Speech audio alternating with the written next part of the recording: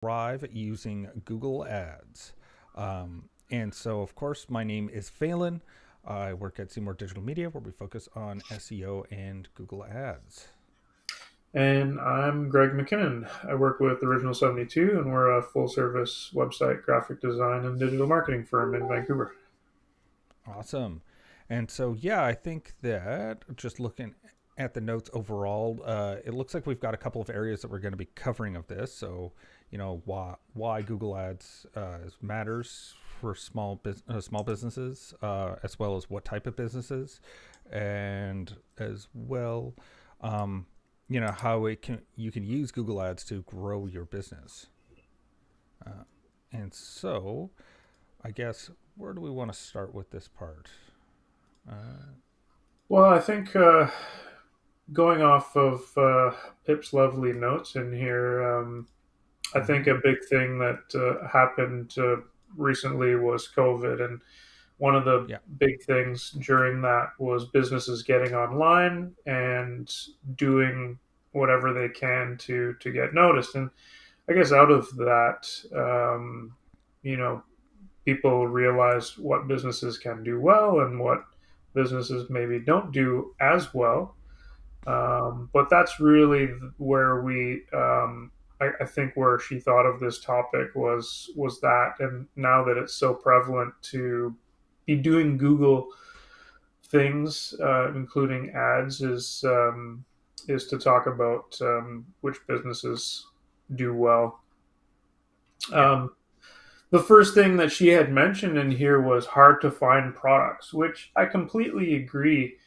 Um, you're obviously going to search for things that you have a hard time finding, right? So, Yeah. so it would be obvious that the things that people can't find, if you're advertising for them, the likelihood of that search, resulting in them coming to your site or buying your product is pretty high.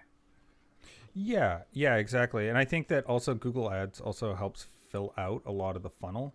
So like you can use the ads to just do some very top of funnel stuff like, hey, do you have X problem? Well, why don't you look at Y solution? And so it gives you a good opportunity that people wouldn't know that your service or product offers a solution to their problem at that Mm-hmm. point. So it gives you an opportunity to kind of jump in there.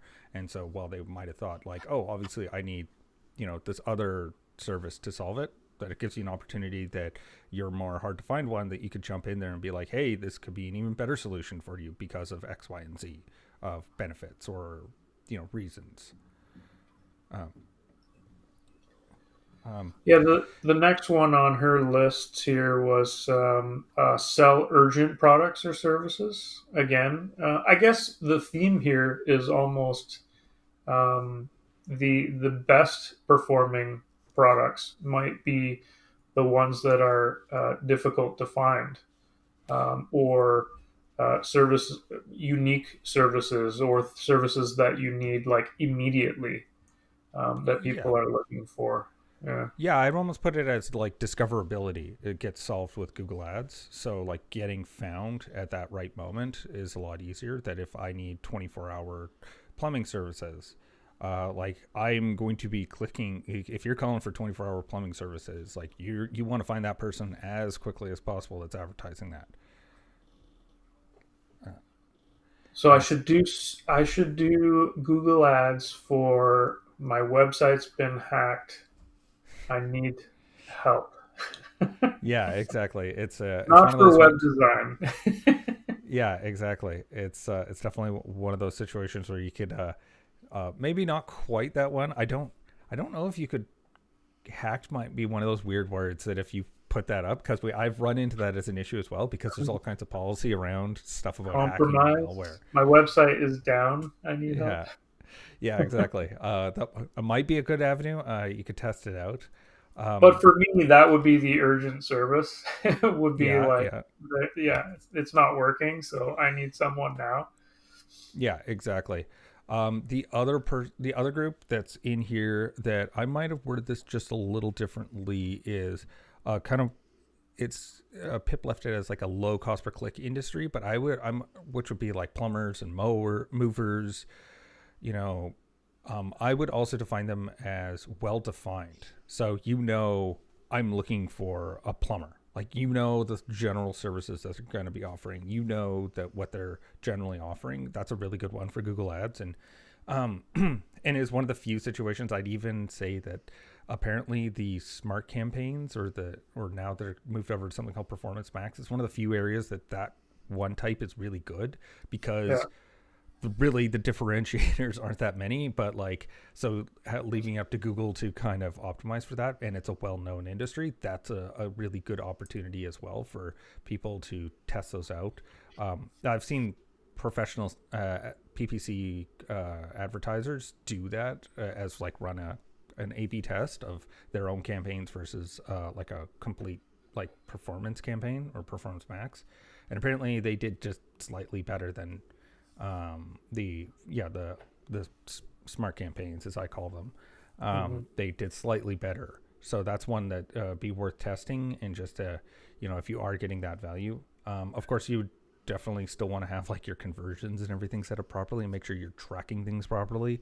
That's going to be super important because anything involving smart campaigns is kind of a black box where Google just wants you to put in your credit card details and your website, and then just like let us do all the work. And they're trying to make it a black box. And I think the danger with that is people actually do think Google is quite smart, and they're like, "Well, what could go wrong? Like yeah, Google probably knows everything about me and will do the better job than I can at targeting my customers, or that kind of a thing." That people feel comfortable doing those things, but they're so horrible for the most yeah. part. Oh yeah, yeah. For like a vast majority of cases, my first go to is not to do that for Google Ads. I would say that try that as an experiment to run alongside of it and see if one's doing a little bit better. But definitely, yeah, don't no blind faith. It's how I was. Not, I was very much in the same camp as you, where I'm like, you want to set up your tracking, like you want to make sure that you're not just like blindly handing over your credit card details, because Google, if you let them, also your incentives are not aligned with their incentives because they get paid for the click, they don't get paid for the conversion, so they don't really care about driving traffic to a page if it converts or not, because they're Yeah. like, hey, we brought you all this traffic, and it's just like, well, yeah, but that's not. It's not like target. It's not quality traffic. It's on people that are going to convert, because you'd rather have 10 people and 3 of them convert than 1,000 people and none of them convert. If you're Yeah. like offering like a high value, like you're a plumber, right? Like that doesn't make much sense. Yeah, along those lines, conversion, one of the other big ones is obviously anyone with an e-commerce store Mm-hmm. selling products.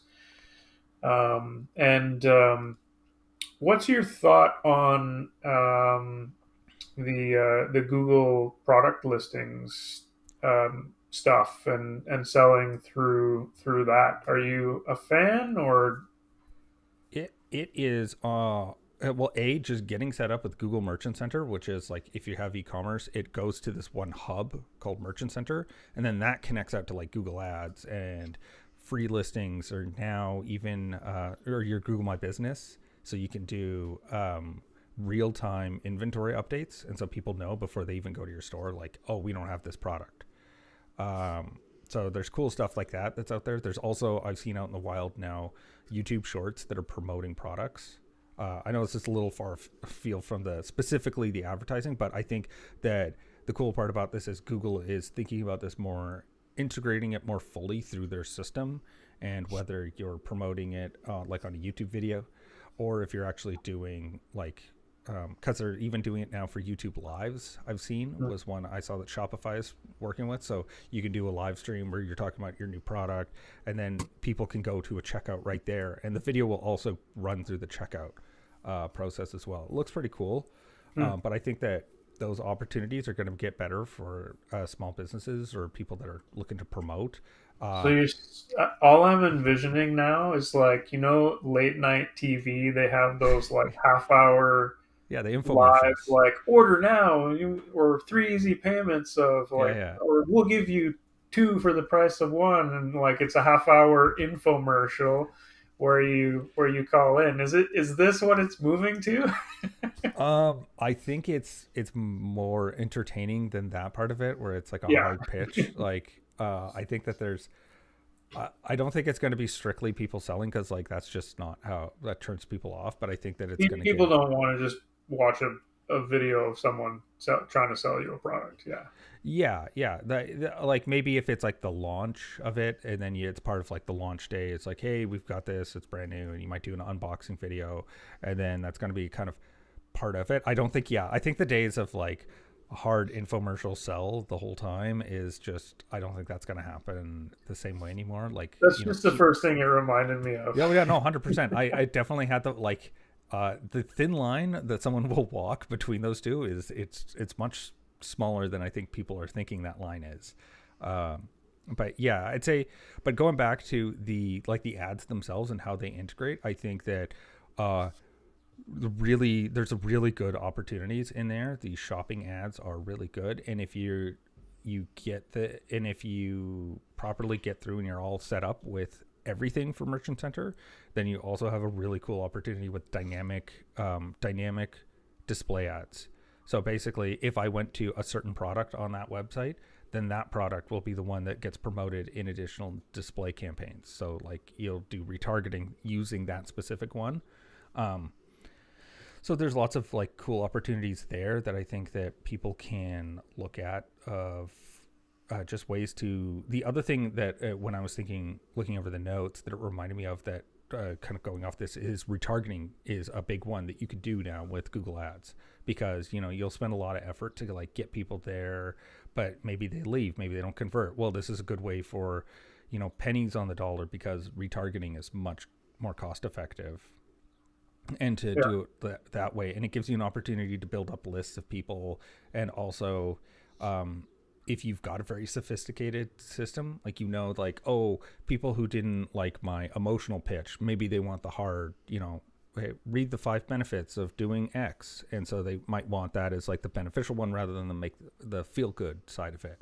And so you could do different pitches based on which ad they did see or which page they did land on. Like if it's a blog post talking about, you know, Susie felt really good after she got all of her drains cleared out. And then that didn't work, so you do like the 5 benefits of cleaning out your drains during the summer, and like you could retarget people with different pitches, so that it gives you more opportunities there as well. I think that that's going to be a really big one as well in the future, as people get a little more sophisticated and in their messaging and how you're presenting to people if they've gone to the website and then didn't complete whatever the action was. yeah. And the other thing about retargeting is that the person's already shown interest. There is some type of interest in your business there that they've shown at some point in the past. So Yeah. the conversion should be slightly easier to those markets, and you can make it much more targeted because these people have already seen you.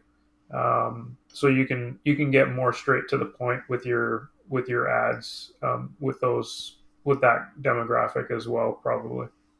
Yeah, it definitely, and it's also especially if you're doing with the new GEA4, that making an audience of people that like spent more than 30 seconds on the website, and you're only getting a segment, so those people are even more like targeted, right? That they didn't just bounce out right away. They spent a little bit of time, they went around your website, and then they're like, oh, and then they left for whatever reason. Like you said, that those are people that might have needed an additional part of the pitch. And so that gives you a really good opportunity to jump in there and go, hey, you were looking at this, what if I gave you a discount code, something like that. Like, there's other ways that you can incentivize people to come back. And like you said, they're already showing interest. They've already if you like do a time elapsed, then they definitely, generally, if someone's on a website, if they didn't like it, they bounce out right away. And so and then you don't even target those people. Yeah, yeah. Yeah, and so it's definitely some really good opportunities as well. So there's ones of high ticket items Google Ads are really good for. So just like we've been talking about retargeting, maybe it takes multiple touch points. It's a high value ticket item, and though they might need a variety of different sort of ads that go across different platforms that Google has out there. And so it also gives you opportunities as well, that we're getting into, of reusing any content you are making. So maybe you make a 60-second clip. Well, now that can become a YouTube ad, and so Mm. you can make that as part of the pitch. And so that, like, these are, and they're all kind of touch points along the journey that you're kind of wanting, because people are busy and people live frenetic lives, and you know you don't want to be pushy, but you do want to remind people of like what you offer and how you can help them. So, who do you feel has the best success with Google Ads? Would it be more like medium to large established businesses, or do small businesses succeed quite a bit as well? I mean, yeah, I think it's not necessarily about the size of the company per se. I don't think that's always the metric I always think of. I think it's more about like, is Google, like the way Google Ads works? And again, going, because we've already talked about different types, right? Like, so it's about like how aware are people in that journey, right? Like, Mm. because people, if they're already familiar with like a plumber, like most people know what a plumber does, well, then that's going to be a really good business for doing Google Ads, because all you're trying to do is have the right messaging at that right moment, right when they're like Googling, exploded toilet or whatever it is that they're, something like that, emergency repair, plumbing repair, something like that, where you want to jump in right at that moment, and then that's going to be a really good business for that.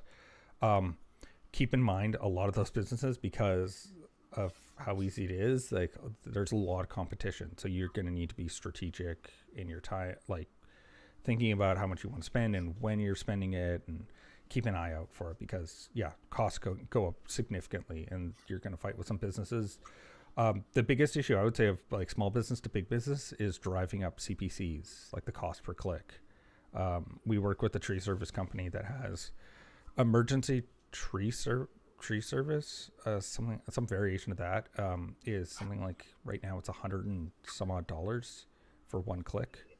Wow, $100 for one click. Yeah, and Wow, it's because of the competition.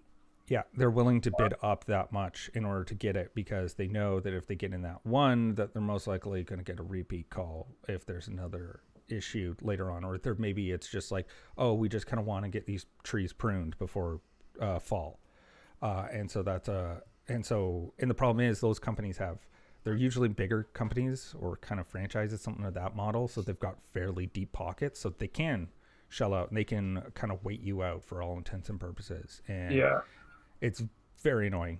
I will say, almost like a loss leader type of a scenario where you're yeah, willing to lose on the first one just to get them in the door, sort of thing. yeah, it's definitely one. And so if you've got it, again, it all depends. Like, you've got to be strategic on how you're doing your marketing on the back end. It may be worth it. I've heard of even small businesses that, like, when they actually had 2 or 3 years worth of data and they did their, uh, really hard to calculate, but like your LTVs and your CAC, so your lifetime value of a client and your cost per acquisition. Some people, like I'd heard of like a soap company, that they were spending on their Google ads and Facebook ads. Their first sale was a loss leader. They would just take the hit on it because they did the calculations and saw that over the course of the 2 years, they made double that. If they could just get that one sale, they made double or triple what they were putting in for the ad spend. Right. Yeah, obviously businesses like that can make those decisions and say let's do this kind of thing to get people in the door, because the service we provide or the products we provide are things that will continue to be sold over time. So that's an easy strategy for those types of businesses for sure. Yeah. Well, and it also gives you a good in with following up with doing. That was really great. Thank you. Pip. Anyway, She just wanted to be on the live, didn't she? Yeah, don't ask me. I just work here. But yeah, so a situation where you spend you do the loss leader, you get them on, and then you get them on an email list, and because they've already purchased, they're more. Even if you're doing something like a tree service company, and you say, like I said earlier, hey, fall's coming, get those trees trimmed before it's too late. Book a call now, and then it's got the call to action, and so you're only getting 2% of people to actually click through, but like if you've got a couple hundred people on that email list, that's a lot of work for the guys coming Yeah. into the crews going into the to keep them busy, and it costs you very little to send that email, and those people already trust you. So like it's on multiple fronts that just getting them into your orbit, for lack of a better word, can definitely help you with just getting the ad spend to get them in the door, and then you just do these kind of free, for all intents and purposes, email marketing is like pretty free as far as everything's concerned. And then you get them on that, and then you can just email them every quarter, and then just keep that alive, keep them going, and then you're making money that way. I guess moving on from that, getting the customer, that was all good. We have some notes about helping grow a business. So I guess that's once, well, maybe not so much once you've converted someone and growing, but using it specifically if you are a smaller business to boost your sales and get more people is, I'm assuming, probably what she was meaning with these notes. Yeah, because like Google Ads is definitely, it's a very scalable ads platform. Like as we've been talking about, you've got retargeting options, you've got different types. There's like the display, there's the YouTube, there's shopping. There's a variety of different ad types that are out there that can help you with.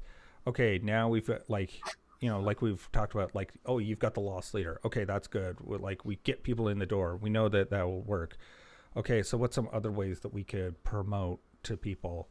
You can do ones like, there's even Gmail ads. If you do a really good Gmail ad campaign, which I don't like, there's definite ways to do that as well. Of like, like we were saying, hey, read on 4 reasons why you should get your tree branches trimmed before winter, and then that'll direct them to a blog post where it's got the call to action, and those costs per click are going to be lower. So there's different ways that you can use this to start. Okay, now that we've got like a pretty straightforward machine running with this basic search ads. Okay, what can we do that will complement this or fill in some of the gaps where we're losing people in the process? And so this will be ways that we can, or even like maybe you're getting people with SEO, right? Like you're getting people in the door, and you're getting 2% that are converting, but you could probably squeeze another 1%. Well, maybe retargeting ads will be a good situation there.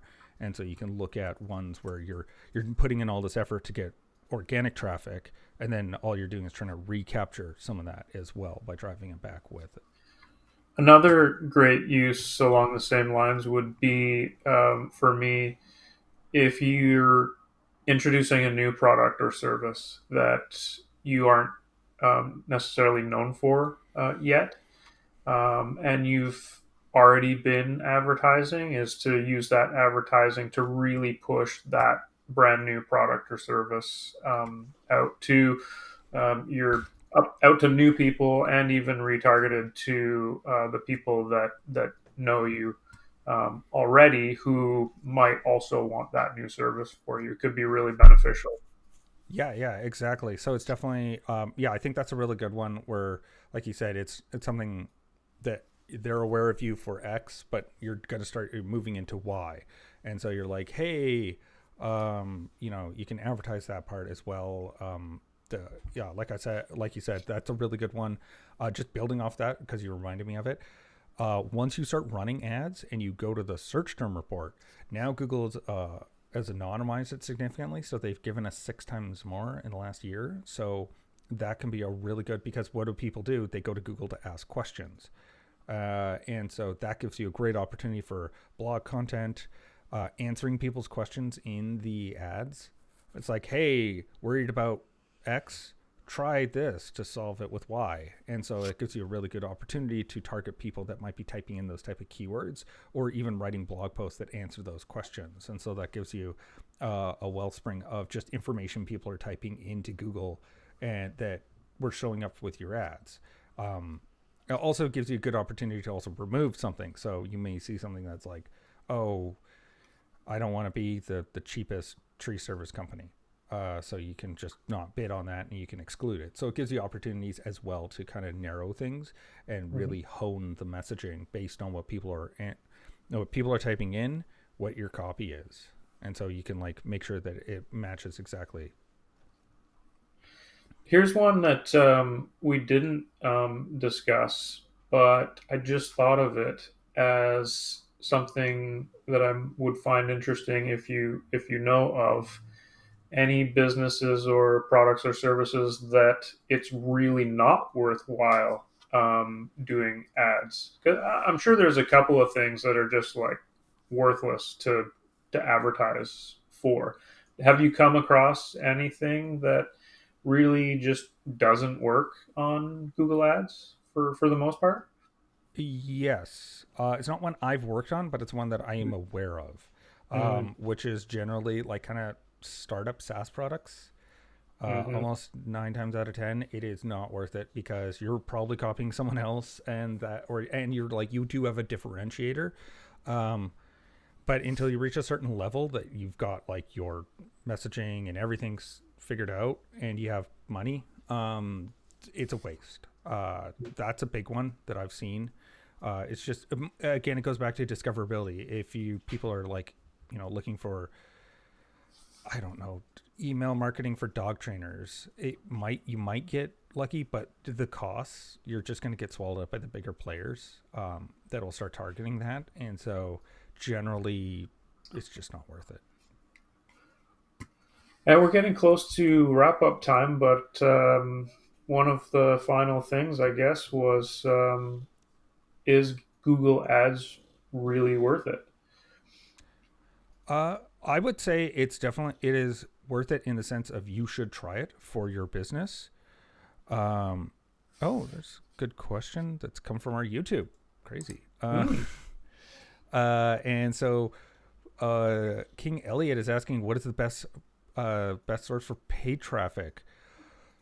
So, I mean, at the end of the day, I would say it's going to be. It depends on how your messaging works. It's basically that's the mode that I think of is like, are you looking to kind of that people don't even know that they want your service or product? Then I would go with Facebook. But if people have some vague notion of I know the problem I'm looking for and I'm looking to I know that there's a general solution out there and and because those people are putting their hand up and saying I'm interested in things about looking for a plumber, that's a really good time for finding them with Google Ads. So that's kind of the mode that I think of. It's really like, because you got to remember Facebook and Instagram ads are all about disrupting you from your flow to be like, hey, I bet you want to know about this. And Google Ads is more, I've put up my hand looking for answers about this and you're just paying to be at the very top. It's a little bit of a different question or difficult question to answer because it also depends on the type of business, Yeah. where your demographic is likely to be, and things like that. So it's hard to say definitively one way is the best one to get your online traffic from. So really, you have to potentially experiment with each of them and see which one gives you the best return, and continue with the one that works and drop the ones that are really not working for you. Yeah, very much so. Though I would say apparently one of the worst paid traffic is Spotify. Mm. Yeah, apparently it is just not like apparently it's just not worth it. The targeting's off. Like everything about it is just not. It's not very good. The ROI is just not worth it at all. So that was an interesting one. I'd heard from a gentleman who used every single paid platform and that was his report. Was basically he can make any of them work except Spotify. He tried everything under the sun and couldn't get it to work. For conversions, or because I could see Spotify maybe being one that would be fine for brand recognition because people are listening to Spotify and that type of thing. And if you continually see or hear something about a business, it potentially could have that brand recognition down the road. But Yeah. as far as converting for sales and leads and things like that, I could see it definitely not being a great source for that.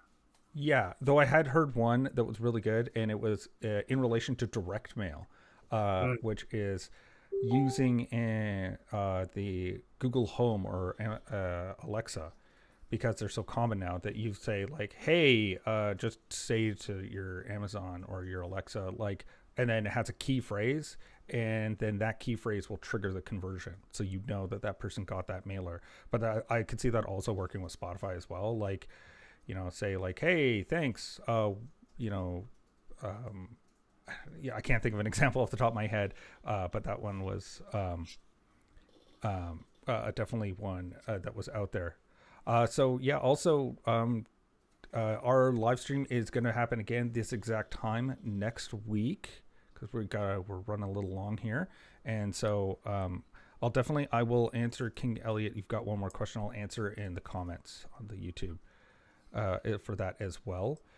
And so for next week, what do we have, Greg? Oh, next week we have it's possibly with Rena and you. I know there was some scheduling changes, but the Oh yeah, topic I believe will be cross-channel blog distribution, the missing steps that you yeah, need to know for that.